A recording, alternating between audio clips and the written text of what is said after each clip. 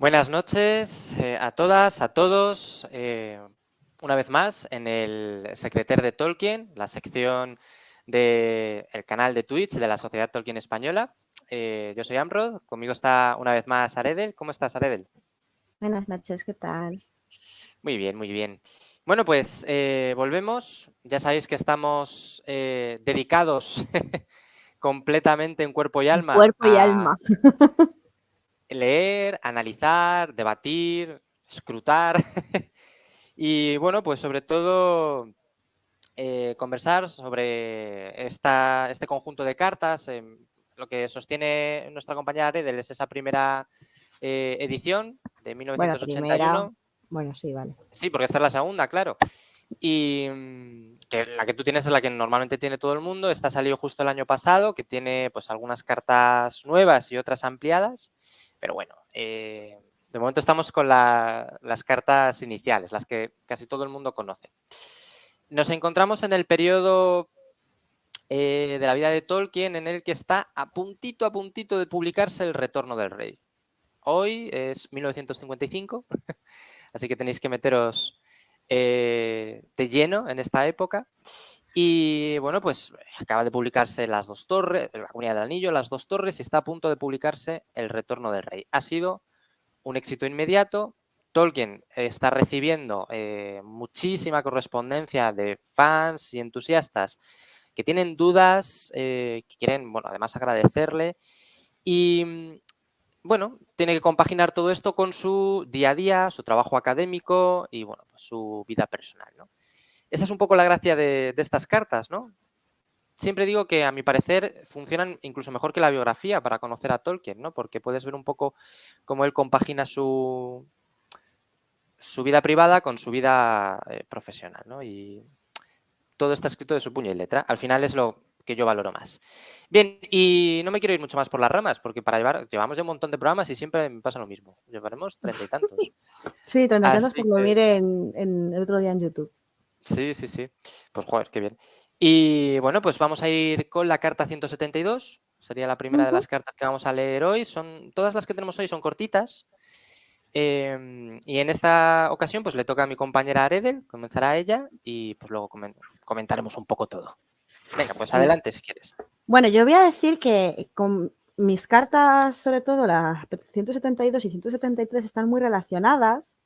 Voy a Ujú. leerlas seguidas, porque la verdad es que Vale, si no, no tendría mucho sentido leer una antes que... Bueno, o sea, mejor leerlas juntas y explicarlas las dos juntas, yo creo, porque si vale. no, va a quedar ahí un poco raro. Y Adelante. Rosita, no llegas Bueno, tarde, acabamos de empezar, o sea que no llegas tarde. Así que, aunque he puesto dos banners, 172 y 173, lo voy a ir alternando. Carta 172 de una carta a Allen Unwin del 12 de octubre de 1955. El prefacio dice así. Allen Unwin propusieron publicar El Retorno del Rey el 20 de octubre de 1955. No fallen el 20 de octubre, es el último día posible. El 21 tengo que pronunciar la primera conferencia a O'Donnell con retraso y tengo que esperar que una gran parte de mi audiencia esté tan divertida que se mantenga despierta esta tarde por la noche y que no repare tan de cerca en mi grave falta de preparación como conferenciante sobre un tema céltico. De cualquier modo, quiero aludir con tacto al libro, pues parte de lo que deseo decir se refiere a la celtidad y en qué consiste como estructura lingüística. Esta sería la carta 22, perdón, 22.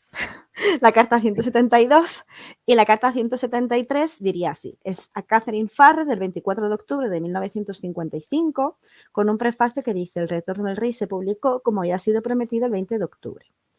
Y la carta dice así.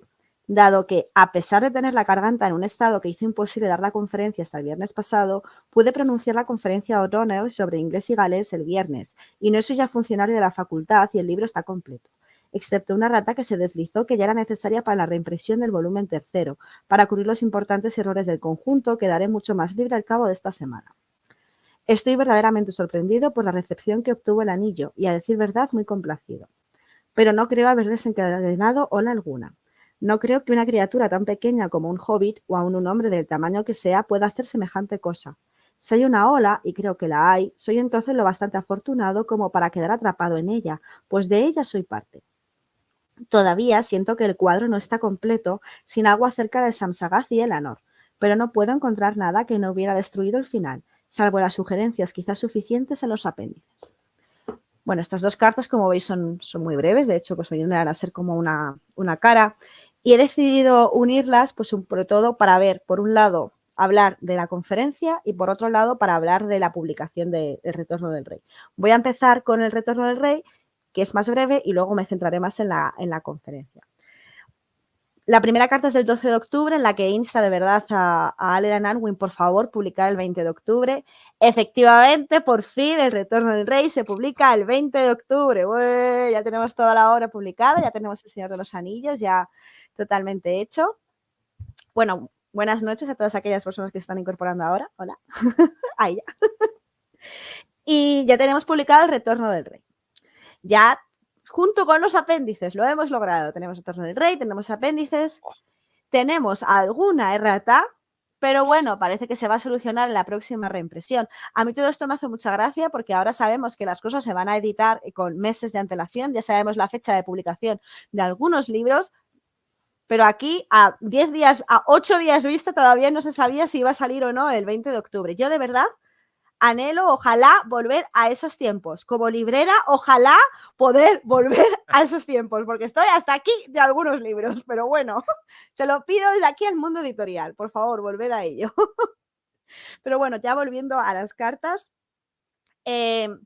bueno, parece que El Señor de los Anillos, El Retorno del Rey, ha recibido una muy buena acogida, la gente está muy contenta, le está gustando, entonces ya parece que si ya habíamos visto que previamente la gente estaba muy entusiasmada con El Señor de los Anillos, parece que ese entusiasmo se ha prolongado y es lo que ellos llaman la ola del anillo. Sin embargo, parece que esta carta que Catherine Farrer tuvo que escribir a Tolkien, en la cual le debía de comparar con un hobbit que tenía que, probablemente con Bilbo o con Frodo, que llevaron una gran tarea a cabo, que podría ser la publicación del Señor de los Anillos, Tolkien no quiere compararse con ninguno de ellos dos, no considera que haya hecho algo tan grande o algo como no considera que haya hecho una tarea tan grande, simplemente dice, bueno, yo voy a vivirlo, o sea, yo estoy muy contento, pero como que no quiere equiparar las dos tareas, ¿no? No sé cómo lo ves tú. Sí, sí, completamente, vamos. Yo creo que más o menos es lo que estás diciendo, sí. Sospecho que sí. Obviamente no va a estar del todo contento, no solamente porque tenga una errata, sino porque no le han dejado meter una parte. Ya sabéis que, bueno, no le dejaron meter varias cosas en los apéndices y una de las cosas que no le dejaron meter es esta historia entre Sam Sagaz y Elanor. Es verdad que cuando termina El Retorno del Rey sí que sabemos pues, que Sam se convierte en alcalde, que al final acaba manteniendo una relación con Elanor, que tienen muchos hijos juntos y que son muy felices, pero que sí que le hubiera gustado pues quizá mantener algún tipo más de... No, con Rosita. Ah, Y con Elanor es la Rosita, es hija. verdad. Y Es Elanor verdad. es la hija. Es la hija, es verdad. Pues he liado, es Por verdad. favor. Es la hija, por favor, por Sam favor. Sagat Targaryen. No Si es pasa que ya nada. sabéis que yo soy una Targaryen, es que a mí me va más esto que un tonto un lápiz. Claro, él quiere hablar Perdón, de perdón, perdón, que se me ha ido totalmente. no pasa nada. Sorry. Perdón, sí, o sea, bueno, sí, esto. Que no le ha dejado meter más genealogía de hobbits. ¿Será Eso que no es. hemos tenido genealogía de hobbits? Pues él quiere meter más genealogía de hobbits, pero bueno, ya sabéis. Y ya pues voy a hablaros de la cosa más bonita que me han traído esta lectura de estos días, que son las conferencias de las O'Donnell Lectures, ¿vale? No sé si quieres comentar algo o me meto ya de lleno con esto. Bueno, sí, quería... Ah, que me ha gustado. Estaba viendo si es de la primera o de la segunda carta que has leído, el paralelismo que hace con el árbol, ¿no? Me ha parecido leerlo. Y es que hace poquito en el Esmial de Númenor estuvimos con Hoja de Nigel.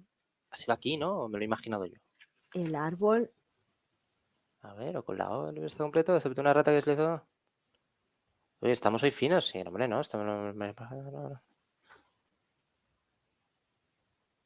Bueno, iba a decir simplemente que me parecía... El árbol. No tengo ni idea. ¿Yo qué he leído entonces? Bueno, pues entonces simplemente que... ¿Sabes qué pasa? Que tuvimos la reunión de Númenor, de Hoja de Nigel, y Hoja de Nigel se escribe en el 39 y estuvimos viendo por qué escribe en un parón del Señor de los Anillos Hoja de Nigel, ¿no? Y buscando paralelismos, y a lo mejor estaba yo pensando en eso y me había parecido leer algo. Pero lo mismo estaba yo divagando. Nada. Pues continúa. Voy a buscarlo.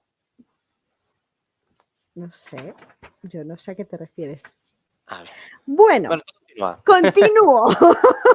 Corramos un estúpido. Vale, voy a volver a la conferencia, ¿vale? Las conferencias O'Donnell son unas conferencias que se siguen celebrando a día de hoy todavía en la Universidad de Oxford, y de hecho os voy a dejar aquí porque si tenéis la suerte, alguien que nos esté viendo por aquí, de estar en Oxford dentro de nada, dentro de un par de semanas, porque la próxima conferencia es el día 3 de mayo. Entonces, bueno, lo voy a dejar aquí por si acaso queréis ver. Bueno, pues como bien dice la Universidad de Oxford, son unas conferencias las O'Donnell Lectures son unas conferencias que se hacen dentro de los estudios célticos que se establecieron en 1954 en honor a James O'Donnell, que ahora os explico quién es. Y entonces lo que se hacen es estudiar un poco las relaciones que existen entre el inglés y las lenguas celtas, que vendrían a ser Celtic, pero vendrían a ser como las lenguas celtas. Y ahora os explico un poquito también exactamente por qué. Especialmente la población inglesa. La primera conferencia que se hizo efectivamente fue en 1954, como comentaba. En este caso fue el 21 de octubre y se encargó de hacerla Tolkien, que ya era pues una eminencia dentro de la filología. O sea que fue una conferencia bastante honorífica en ese momento, o sea, que la primera ponencia la hiciera este señor, Tolkien. Yo he buscado quién era este Charles James O'Cahan O'Donnell, porque yo la verdad es que no tenía absolutamente ni idea de quién era, entonces yo sinceramente os voy a contar un poco quién es. Era un señor irlandés que había sido administrador de una de las partes de la India británica, que luego también estuvo en el Parlamento inglés por parte del Partido Liberal. Y sinceramente no sé muy bien por qué, porque no he sido capaz de encontrar por qué, pero fue el que alentó que se hicieran ese tipo de conferencias. Sin embargo, él falleció en 1934 y no fue hasta 20 años más tarde cuando se empezaron a hacer este tipo de conferencias. Entonces, bueno, pues aquí tenemos que se empezaron a hacer en este momento, pero bueno, sin más, que sepáis que quién era este Charles James O'Donnell. O sea, él ni siquiera era un miembro de la universidad ni cosas así, sino que simplemente él, sobre todo, sí que estuvo trabajando mucho en el Parlamento inglés. Y también estuvo estudiando sobre poesía irlandesa y demás, o sea que ni siquiera él estuvo, o sea, sí que le interesaba toda la parte de celta, pero sobre todo desde el punto de vista irlandés, no tanto desde el punto de vista inglés. Y esto es importante porque os voy a contar un poco de qué trató la conferencia de Tolkien. No os voy a contar toda la conferencia de Tolkien porque quiero que os la leáis, ¿vale? Y me diréis, Bárbara, ¿cómo me voy a leer esta conferencia? ¿Cómo? ¿De dónde la saco? ¿Dónde? Ton, ton, ton, ton, ton. ¡Oh! ¡Nueva edición! ¡Que ven ¡Oh! mis ojos! Y yo con mi cutre edición de Planeta de Agostini. Bueno, pues ya sabéis que Christopher Tolkien, nuestro gran amor Christopher Tolkien, pues una de las tantas cosas que hizo, pues también pues fue recopilar varias de las conferencias que hizo Tolkien a lo largo de su vida. Es verdad que la de Beowulf, bueno, Monstruos y los Críticos, y de verdad que suele ser sobre Beowulf, por eso he dicho Beowulf, porque para mí es la conferencia de Beowulf y ya está. Perdón, siempre la llamo la conferencia de Beowulf como si fuese y ya está. Pero bueno, en este volumen tenemos varias de las conferencias en las cuales ya hemos hablado en el secretario de Tolkien. Y bueno, voy a aprovechar para contaros cuáles son. Aprovecho y os cuento ahí un poquito cuáles son. Entonces, en estas tenemos, pues, Beowulf, los monstruos y los críticos, sobre la traducción de Beowulf, Sir Gawain, el Caballero Verde, sobre los cuentos de hadas, imprescindible para entender a Tolkien, el inglés y el galés, que es la conferencia de la que os voy a hablar ahora, un vicio secreto y su discurso de despedida a la Universidad de Oxford. Entonces, bueno, yo os recomiendo que lo tengáis. Es mucho café para cafeteros, no es tanto El Señor de los Anillos, pero sí que es el Tolkien filólogo. Entonces, si de verdad estáis interesados en la figura de Tolkien filólogo, de verdad os recomiendo que os lo leáis. Entonces, os voy a explicar un poco de qué habla y por qué es importante lo que él cuenta, pero de verdad no os voy a contarlo todo porque quiero que os leáis esto. Y desde aquí hago un llamamiento a la Junta del Esmial de Números de que hagáis una reunión sobre esta conferencia. Yo me apunto de cabeza, ya lo sabes. ¿Vale? Hago petición formal. Lo apunto ahora mismo. Queda grabado. Queda grabado. Bueno, efectivamente, es un poco densa de leer si no tienes unos conocimientos un poco básicos de filología, porque al final él está dando una conferencia para personas que saben de lo que está hablando. O sea, no es una conferencia que diga voy a hablar del origen del inglés y el origen del galés para unas personas que podían ser gente de a pie que no tienen grandes conocimientos de filología, sino al final el público al que está dirigido es gente que sabe de lo que está hablando. Entonces hay conceptos que no te va a explicar. No te va a explicar lo que es una oclusiva, no te va a explicar lo que es una liaison, hay ciertas cosas que no te va a explicar. Entonces sí que recomiendo que si no tienes ciertos conocimientos de filología, no la dejes, sino simplemente que los busques y ya está, porque igualmente te va a parecer muy interesante lo que te van a explicar, ¿vale? Entonces, viene a ser una explicación muy buena sobre la historia de Inglaterra en torno a la Alta Edad Media, ¿vale? O sea, vendríamos a tener dos idiomas que vendrían a ser el inglés y el galés.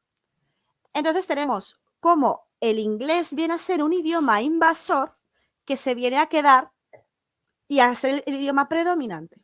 Mientras que por otro lado tenemos el galés, que el galés vendría a ser el idioma celta de la gente que ya estaba hablando ahí. Pero es el idioma que hablaban los británicos, pero hablando, él recupera el término británico. Británico desde el punto de vista de la isla de Britania. La Britania que conquistaron los romanos. ¿Es esa lengua la que hablaban antes? ¿Lo es? ¿No lo es? ¿Cuál era la lengua que hablaban antes? ¿Tiene que ver con el latín? ¿No tiene que ver con el latín? Entonces Tolkien empieza a hacer una comparativa entre el galés, entre el inglés y entre el latín y entre otras lenguas celtas que podían existir en Francia, en la zona que era Bretaña y demás, muy interesante, y al mismo tiempo te la va comparando con diferentes momentos históricos. Por otro lado, te va comparando cuáles son las lenguas antiguas y si de verdad deberíamos utilizar el término antiguo para referirnos a ciertas lenguas antiguas. O sea, ¿es de verdad el Old English realmente old o sería Medium English? ¿Es bueno utilizar la terminología old para referirte al Old Norse o no lo es? O sea, hace una reflexión sobre diferentes terminologías que utilizamos mientras lo va mezclando con historia que a mí me ha parecido de verdad preciosa. No quiero contaros todo el contenido, estoy intentando venderos la conferencia lo más bonito posible. Por otro lado, también nos habla de ciertos préstamos que el galés ha dado al inglés y cómo la arqueología o sea, más bien cómo el estudio de la filología y el estudio de la etimología ayuda a la arqueología a llenar huecos que es incapaz de llenar. Porque al final muchas veces, y esto lo estaba leyendo también en un libro que me estoy leyendo ahora que se llama Prehistorias de Mujeres, al final lo que estamos, muchas veces todo lo que estudiamos son los restos de la gente rica. Pero ¿qué hacemos con los restos de la gente pobre? La gente pobre no deja restos. Porque no tenemos los restos de sus chabolas, por así decir, pero no chabolas en el mal sentido, porque eso son cosas mucho que se van. Entonces, ¿qué hacemos con ello? O sea, los textos escritos, pues sí, son los que escribe la gente rica, la gente que, los curas, o bueno, el clero y todo eso, pero ¿qué hacemos con el resto de la gente? Tenemos que llenar esos huecos. Y entonces muchas veces la etimología sí que nos está sirviendo y entonces pues él utiliza pues palabras, etimologías, lugares y sobre todo los apellidos. Y además Tolkien, que era de la zona de Birmingham, como ciertos préstamos que él tuvo en su infancia todavía se mantenían del galés. Y entonces, bueno, pues empieza ahí a hacer una especie de comparativa entre el inglés y el galés que es de verdad realmente, realmente bonita y muy, muy interesante de cómo el estudio de una lengua antigua te puede ayudar a comprender el porqué de una sociedad completa. ¿Vale? Y luego, para terminar, hace un resumen de todas las lenguas que él ha estudiado y por qué las ha estudiado. Y cuáles son las lenguas, perdón, qué le ha aportado cada una de las lenguas, qué le ha aportado el español, qué le ha aportado el francés, qué le ha aportado el latín, qué le ha aportado el griego, qué le ha aportado el inglés, el galés. Hace un resumen de todas estas lenguas y te explica qué es una lengua nativa para una persona, que no es la lengua que ha aprendido, sino la lengua que de verdad le hace sentir algo, lo cual me ha parecido algo totalmente bellísimo y precioso. y explica por qué las lenguas son bellas y qué es lo que para él hace que una lengua sea bella y que una lengua sea bonita. Y que por qué el galés le parece una lengua muy bonita y te lo empieza a explicar. Y por qué de hecho la utiliza, porque ya todo lo hemos hablado en otras cartas, la utiliza como base para el Sindarin. Porque no se nos olvide que el Quenya vendría a ser como el latín y el Sindarin vendría a ser como el galés. Y esto no está cogido al azar. Y es que al final los britanos hablaban algo parecido al galés y los romanos hablaban algo parecido al latín. Y con esto cierro. Oh, a mí me la has vendido. Yo la leí en su momento y es cierto que si no eres filólogo puedes tener más complicaciones porque al final, como bien has señalado, no se detiene a explicar ciertos tecnicismos, ¿no?, propios de los filólogos, pero desde luego, tal y como lo has explicado, yo lanzo una invitación a una posible charla en la Astelcon de inglés y galés. Puede ser muy, muy top, Aredel. Puede La ser verdad muy es que top me encanta. y ¿sabes lo que has conseguido haciendo el secretario de Tolkien? Que cuando termine esto me descargue Duolingo para aprender galés. Que seguro que no está. Pero galés, bueno, no sé. Es que yo soy la rara, de verdad. Me apunté a una app que se llama Tandem para aprender idiomas e hice un filtro para aprender irlandés. Había 3 Irlandés. personas.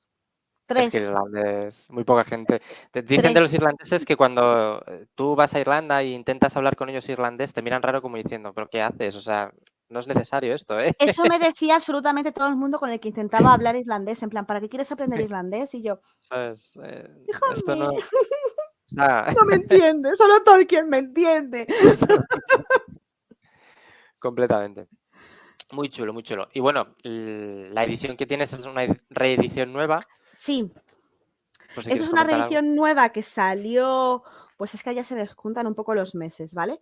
Dame un momentito, esto salió en 2022, no me acuerdo si era 2022 o 2022, a finales de 2022, que lo reeditó Minotauro y juraría que no lo ha descatalogado. O sea, que No, yo yo no creo lo he que lo visto por podéis ahí. conseguir todavía en cualquier librería de confianza. Ya sabéis, si os metéis en www.todostuslibros.com y ponéis este libro, sabéis qué librería de vuestro barrio tiene el libro y lo podéis encargar. Así es. Os pongo el link. Muy Comprad a bien, las librerías de vuestros barrios. eso es, el Serán pequeño comercio. felices. Perfecto. Pues esperemos que hayas animado a la gente. Yo creo que sí. La verdad es que, bueno, y por supuesto las dos primeras. Es un libro que merece muchísimo la pena porque, aunque inglés y galés a lo mejor no es tan fundamental para entender a Tolkien, las dos primeras conferencias que aparecen en este libro, que son Beowulf, los monstruos y los críticos, y sobre los cuentos de hadas, las dos sí que me parecen muy, muy interesantes para entender mejor a Tolkien. O sea que en general el libro es una joyita. Muy bien. ¿Damos el salto a la siguiente carta? Sí. Vale, Estaba está poniendo perfecto. para que se quedara grabado el título del libro Ah, estupendísimo. y te pongo el banner. Ya está.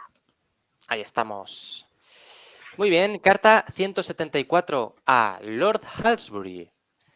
Y la introducción de Humphrey Carpenter dice así. Lord Halsbury, por entonces gerente general de la National Research Development Corporation, escribió para sugerir que el Silmarillion podría publicarse por suscripción si Allen and Unwin no estaban dispuestos a hacerlo sobre una base comercial. La contestación de Tolkien data del 10 de noviembre de 1955 y dice así. Estimado Lord Halsbury, fue usted muy amable al escribir y me complace contar con su aprobación e interés. También le agradezco la sugerencia de conseguir editar por medio de una suscripción. Sin embargo, la sorprendente bienvenida que se le dio a El Señor de los Anillos quizá vuelva innecesario el procedimiento y ha justificado que la empresa editora decidiera publicar primero la obra actual, aunque yo quería presentar el material en orden cronológico. Por empezar, habría aligerado y apresurado la narración de la Tercera Edad. No creo que nada a lo que se hace referencia en El Señor de los Anillos no exista en las leyendas escritas antes de que empezara o, cuando menos, no pertenezca a un periodo anterior, salvo solo los gatos de la reina Berúciel. Pero me temo que todo el material de las edades primera y segunda sea elevadamente mítico, o el élfico y heroico, y nada hay en el de hobbitería. Un ingrediente que parece haber hecho la presente mezcla más digerible en general. Como los editores ahora urgen la presentación del Silmarillion y etcétera, que fue rechazado hace mucho tiempo, tengo la intención tan pronto como pueda de disponer del tiempo necesario de poner en orden el material para su publicación. Aunque estoy más bien cansado y no soy ya lo bastante joven como para saquear las horas de la noche con el fin de compensar el déficit de las del día. Quizá le interese ver parte de este material, el Silmarillion, antes de que esté ordenado o revisado, teniendo en cuenta que probablemente sea muy alterado en el detalle y la presentación, y, por cierto, también en estilo. Gracias otra vez por el aliento que me dispensa. Sinceramente suyo, J.R.R. Tolkien. Muy bien. Bueno, lo primero, decir que esta carta está ligeramente ampliada en esta edición. A ver si aparece en la página. Ahí está, ¿vale? No, parece perfecto. Sí.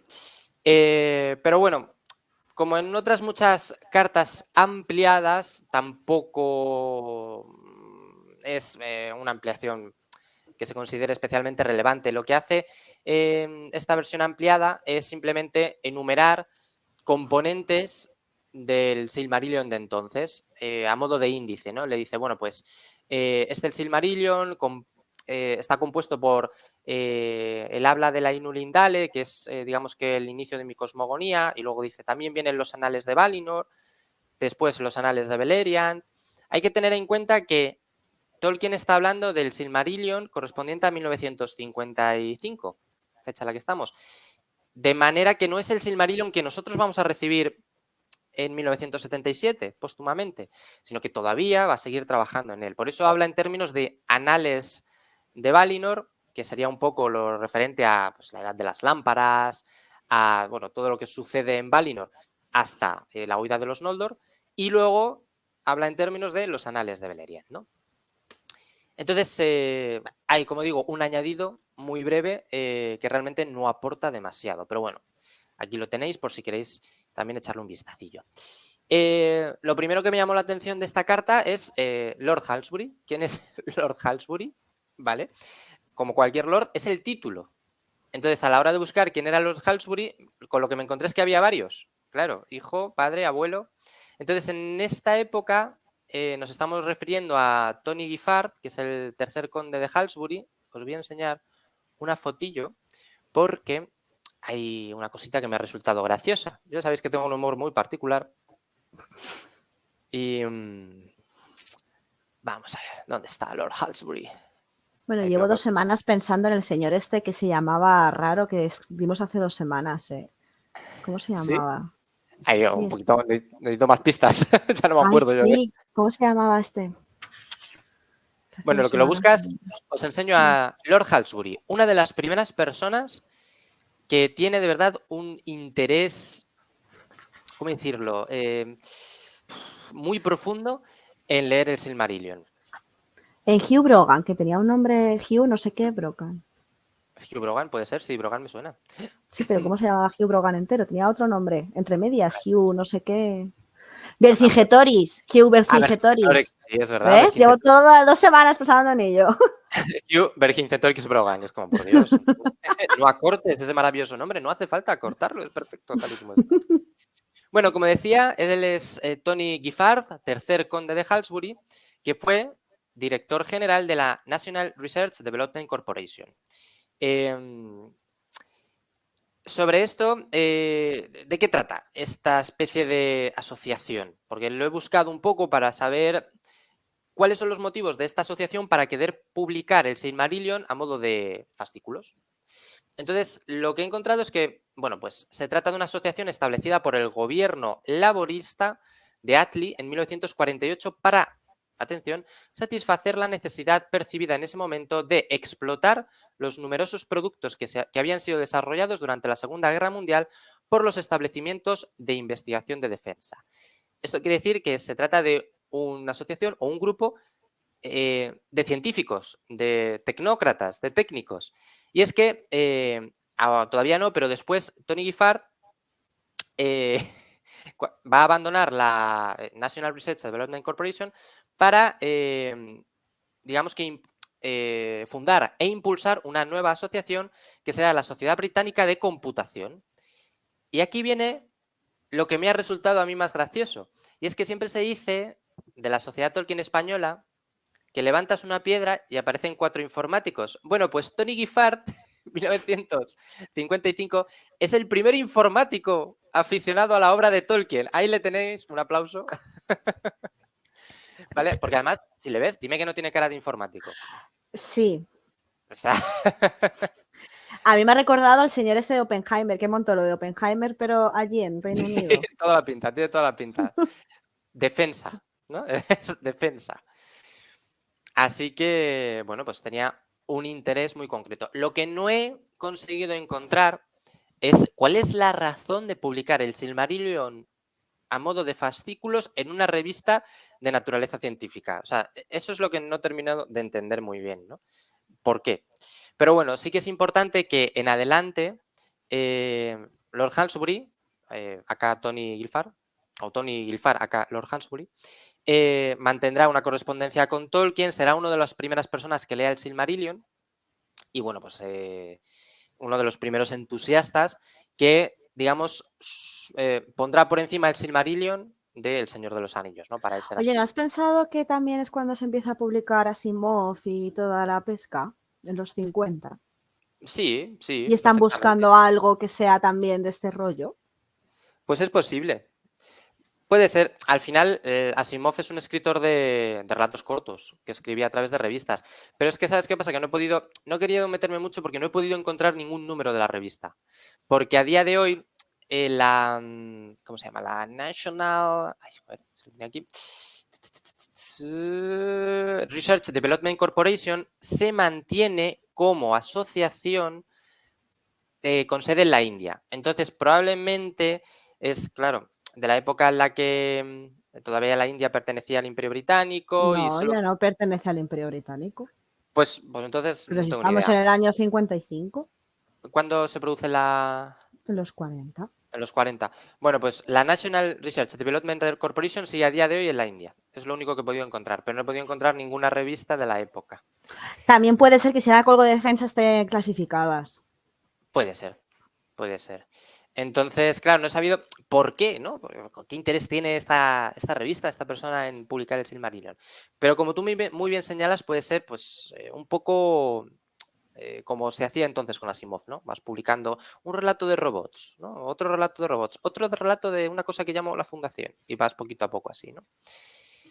Bien, y poco más. No sé si quieres añadir algo. No, ya te he estado añadiendo todo en medio, perdón. Sí, sí, sí. O sea, no tiene mucho más. O sea, un bonito comentario sobre la reina Bruthiel, ¿no? Él dice que habría acortado toda la historia sobre la tercera edad si le hubieran dejado incluir la primera y la segunda edad, ¿vale?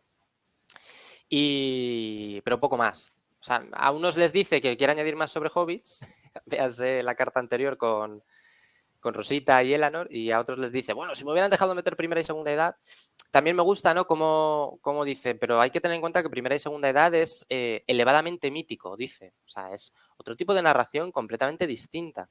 Si el Hobbit te gustó, el Señor de los Anillos es distinto. Y si el Señor de los Anillos te gustó, el Silmarillion es distinto. O sea, él mismo lo entiende así, ¿no? Y lo señala desde el primer momento.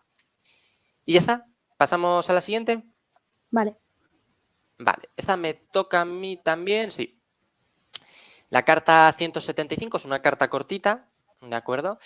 De una carta a la señora Molly Waldron, datada el 30 de noviembre de 1955. La introducción de Humphrey Carpenter dice: El Señor de los Anillos fue emitido por la tercera cadena de la BBC durante 1955 y 1956. En el gran reparto, los papeles de Gandalf y Tom Bombadil fueron interpretados por el actor Norman Shealy. Bien, esta es una contestación de Tolkien a Molly Waldron en la que, supongo, ella pues le pregunta sobre su parecer o sobre el parecer que tiene respecto a este programa de la BBC. Así que Tolkien le responde: Creo que el libro es del todo inadecuado para que se lo dramatice y no he disfrutado de las emisiones, aunque han mejorado. Tom Bombadil me pareció espantoso. Pero peor todavía fueron las observaciones preliminares del locutor acerca de que Valla de Oro era su hija y que el hombre sauce era aliado de Mordor.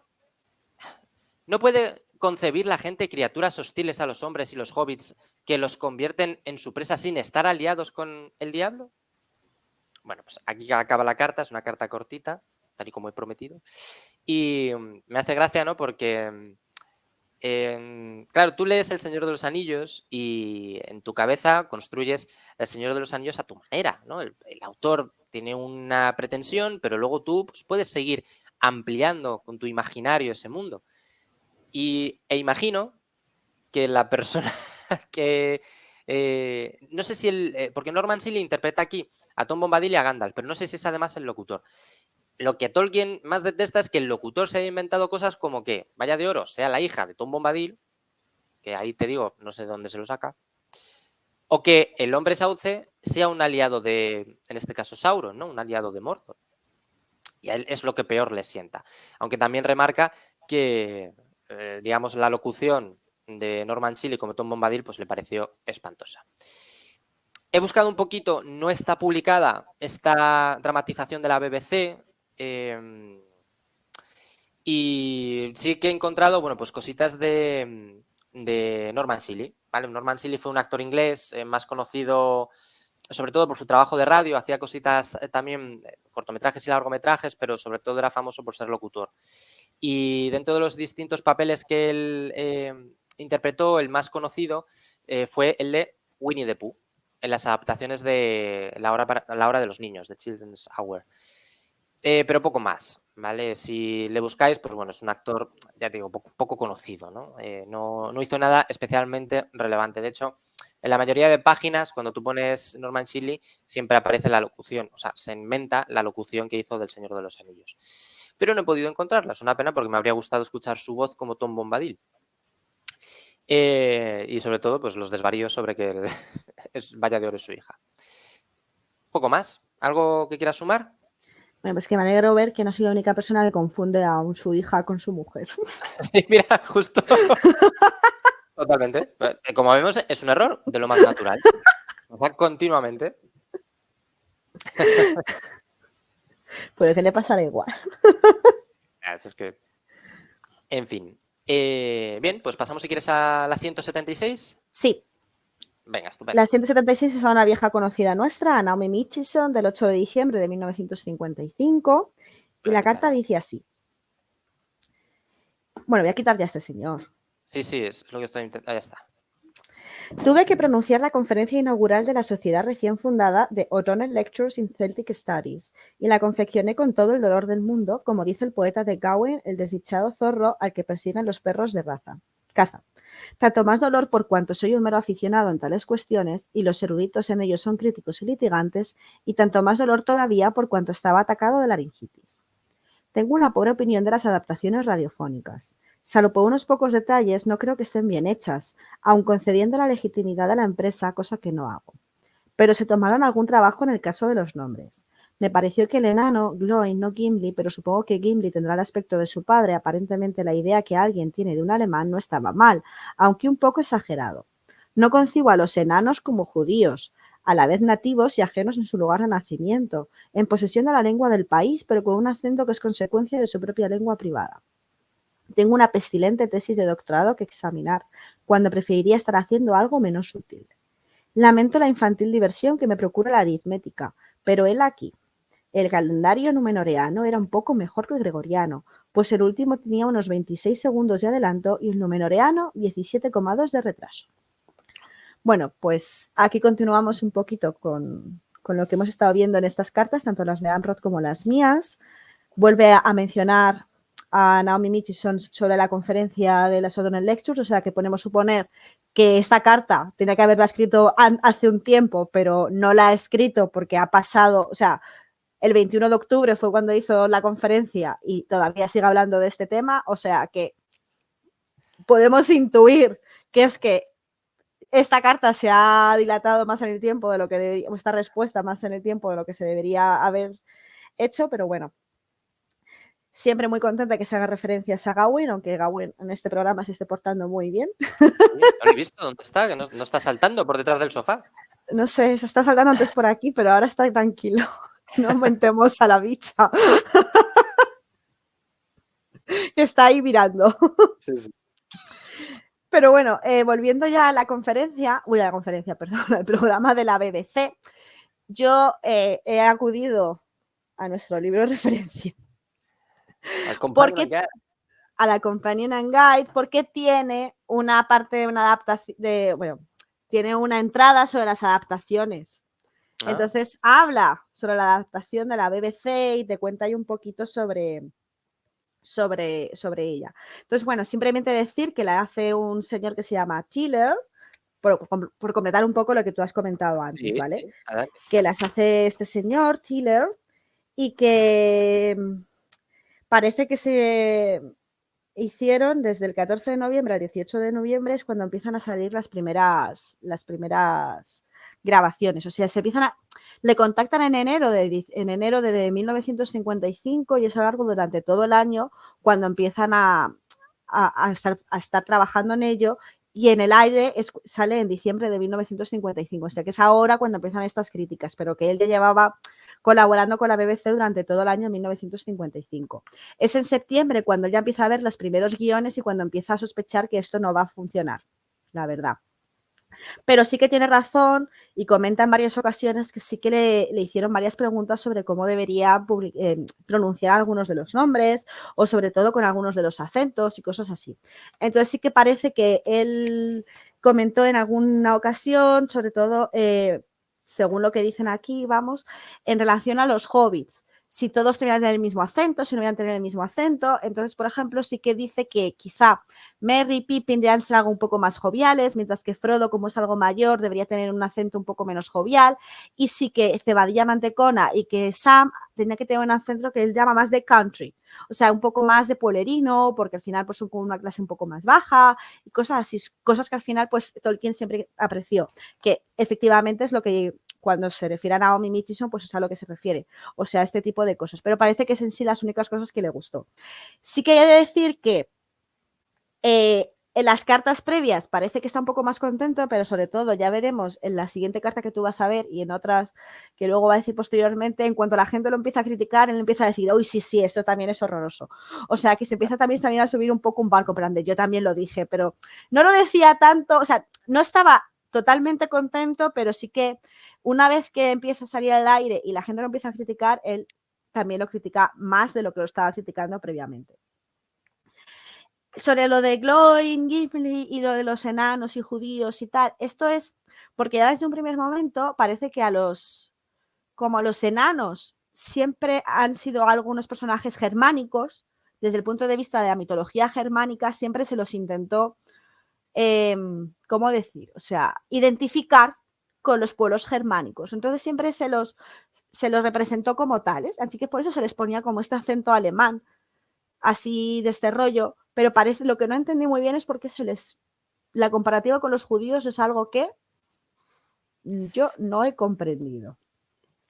Claro, yo lo que entiendo, pero ya te digo que es suposición, es que como los enanos del Hobbit pierden Erebor, no tienen hogar, lo relaciona con los judíos, que no tienen país propio, ¿no? O algo así, Sí, pero pero ya te digo, dice, es una... no concibo a los enanos como judíos, dice. Claro, para que la gente Me no haga la imagino, alegoría, no haga la pero imagino relación. que a lo mejor Naomi Mitchison ha hecho esa comparativa, no lo sé, porque aquí volvemos a lo de siempre, como no tenemos la Sí, carta de Naomi, pues no sabemos lo que Naomi habrá dicho. Pero claro, ahí esta carta me queda ahí un poco como, no he entendido muy bien, pero bueno, falta el puede ser lo que tú contexto, claro. dices, pero falta como un poco de contexto.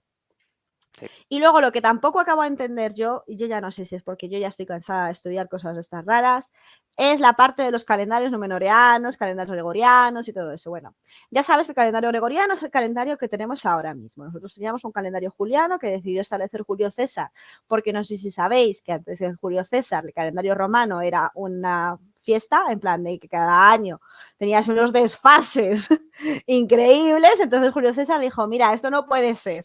Vamos a intentar unificar el calendario de la agricultura con el calendario de las leyes, con el calendario judicial, con el calendario religioso, a ver si tenemos algo con sentido, porque de verdad estudiarlo, porque es maravilloso.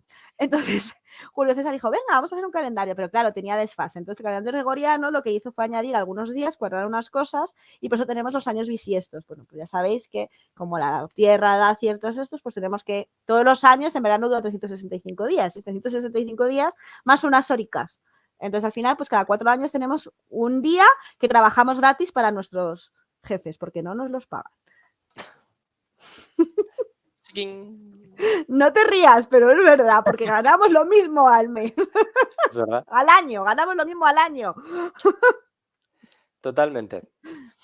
Entonces, dicho esto, el calendario numenoreano, pues también. Entonces, he intentado entender un poco qué es lo que hicieron los numenoreanos.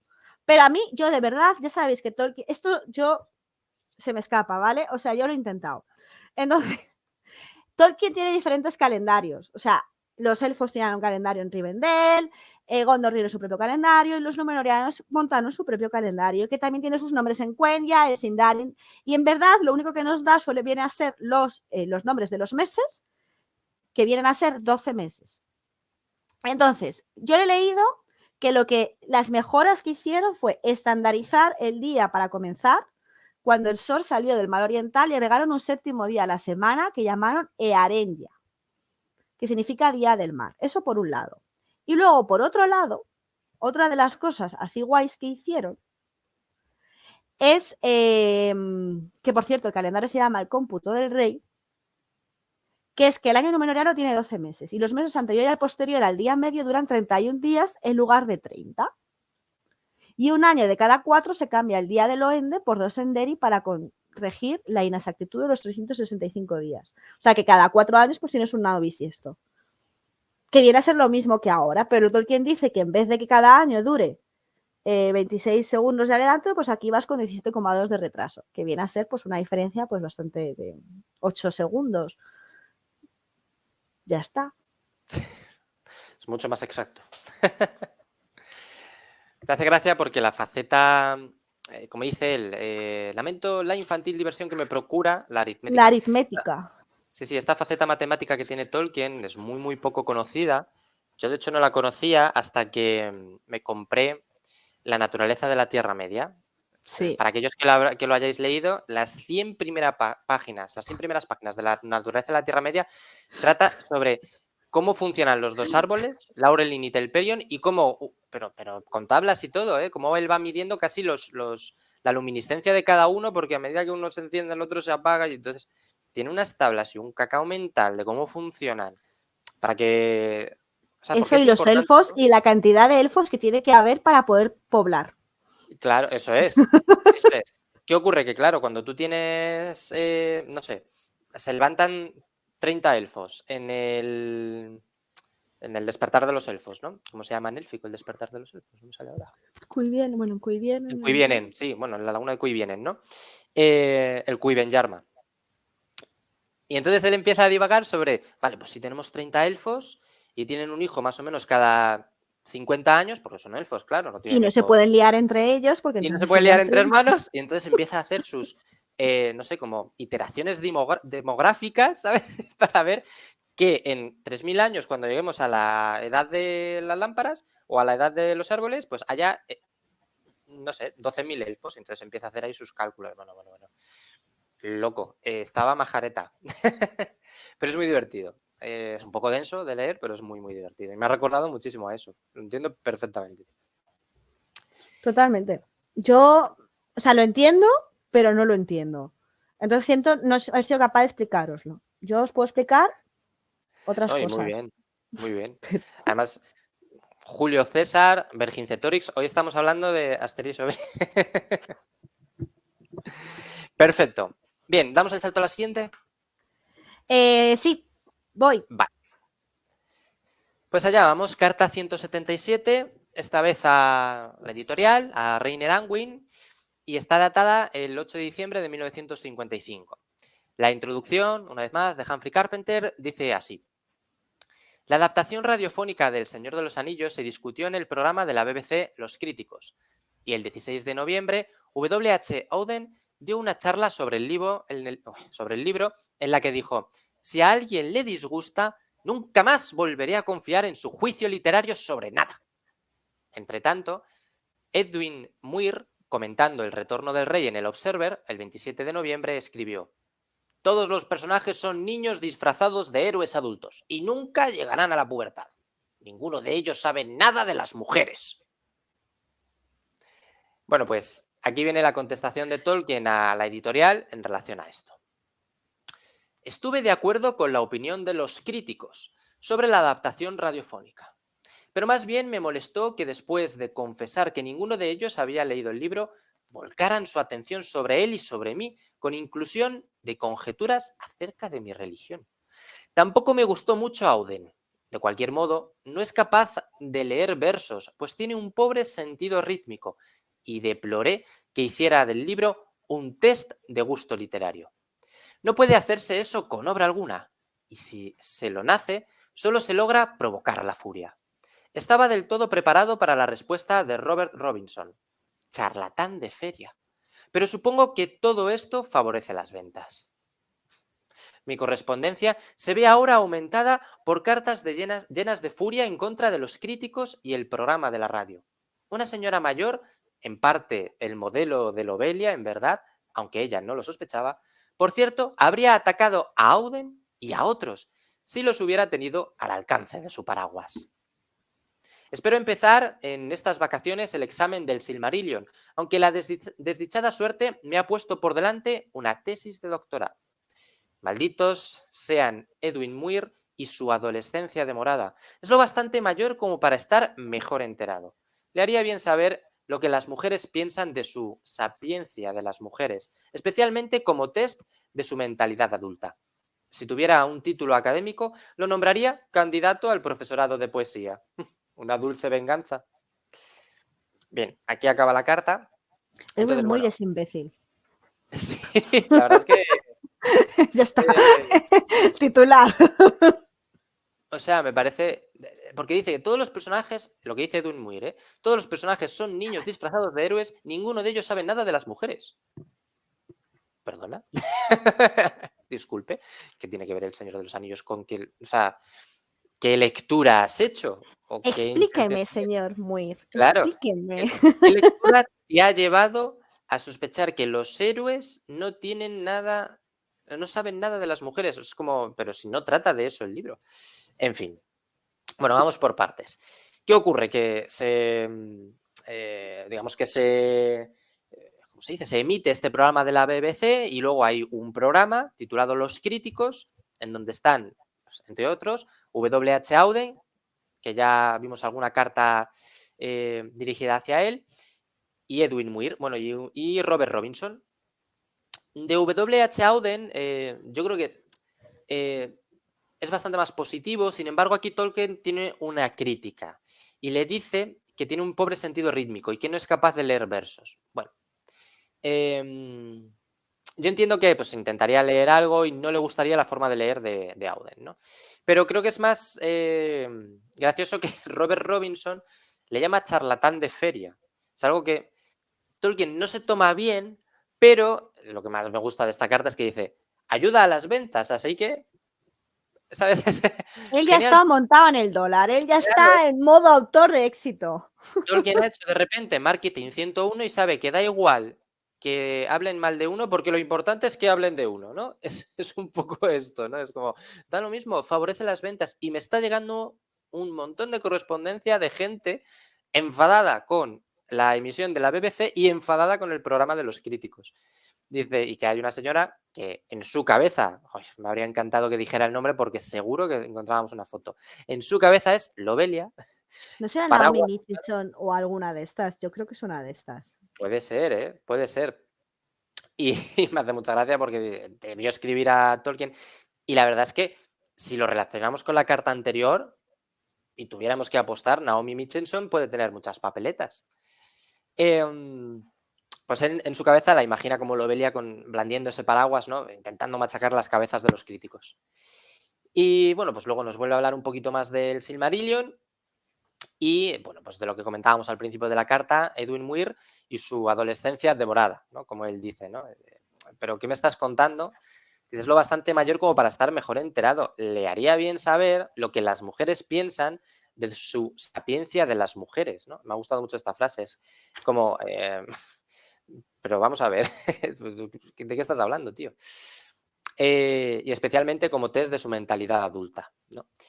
Sobre Bueno, como decía antes, W.H. Auden, ya hemos hablado de él en la carta 157 a Catherine Ferrer, ¿no? Porque es uno de los primeros críticos de Tolkien.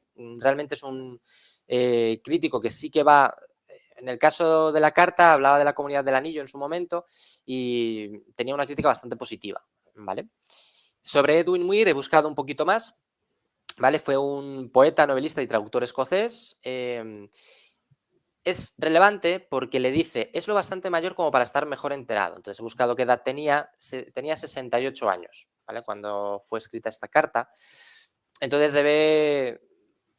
Como que Tolkien reseña que este señor es un poco cascarrabias, ¿no? He puesto esto por mis caras, por este señor, ¿vale? Sí, completamente.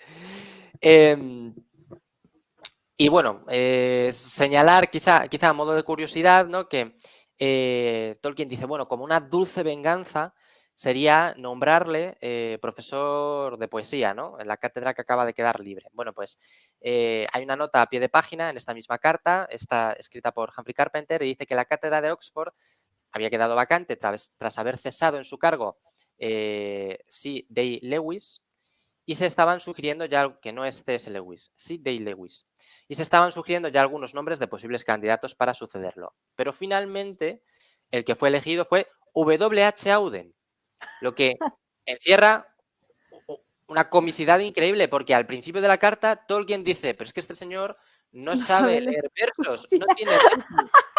no tiene ritmo, no sabe, tiene una, vamos, es absolutamente indolente, no tiene sensibilidad poética.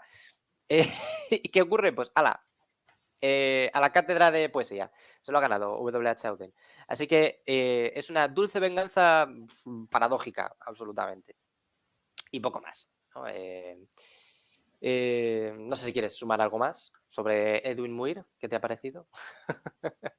Las caras, Juan, las caras han dicho todo. Las caras.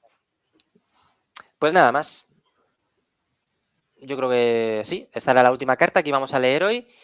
Nos ha quedado un programa bastante redondo, en donde hemos hablado sobre la conferencia English and Wales, el inglés y el galés, sobre el programa de la BBC, el programa de los críticos y la publicación del Retorno al Rey.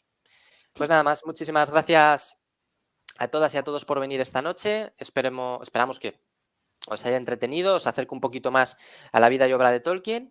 Y bueno, pues no sé si tenemos algún programa previsto en Twitch en los próximos No, días. o sea, este mes sí que puede que haya bueno, ahora en mayo puede que haya algún programa así nuevo, todavía estamos ahí pendientes de cerrar un par de cosas, así que estad atentos a las redes que os he puesto aquí por Twitter, que sabéis que es donde subimos todo.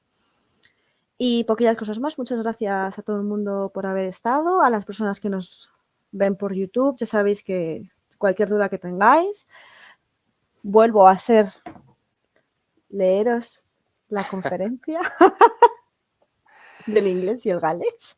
Sí. Totalmente. Es muy recomendable. El libro en general es muy recomendable. Mira, el otro día lo intenté. Finny Hengest. Y Finny Hengest, yo, desde mi punto de vista, podemos poner ahora el cartelito, es infumable. Me parece que... Ay, le tengo mil ganas. No, es espantoso. O sea, no da para... Tiene 300 páginas.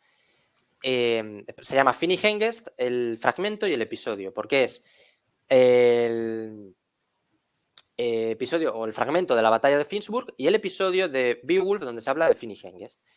Pero claro, el fragmento de la batalla de Finnsburg es una página y pico de un librito que es más pequeñito de lo habitual, y el fragmento de Beowulf del verso 1080 al 1150. Pero coge el fragmento de Beowulf de, en plan, Seamus Heaney o de Tom Shippey, o coge el fragmento del Beowulf de Tolkien. Yo creo que escoge el Beowulf de Tolkien, porque al final es un trabajo de Tolkien. Pero me pareció el peor de todos los que ha sacado en esta línea Minotauro, que han sido otro Eitrum y la batalla de Maldon y el hijo de Beornoth. Me gustan más estos dos primeros que Finny Hengest. Entonces, volviendo a lo que ha señalado, los monstruos y los críticos, a pesar de ser académico y quizá no ser tanto para el lector profano, sino un poquito para los que somos más cafeteros, los monstruos y los críticos es un súper básico, o sea, por encima de cualquiera de estos. Es algo que yo leía, vamos, terminas El Señor de los Anillos y te metes con eso. Así que eso. Nada más. Muchísimas gracias a todos por venir y pues nosotros en principio nos vemos en 2 semanas. Así es. Pues besitos. Gracias, Aredel. Gracias a todos. Chao. Chao. Namarie. Mira, apareció al final.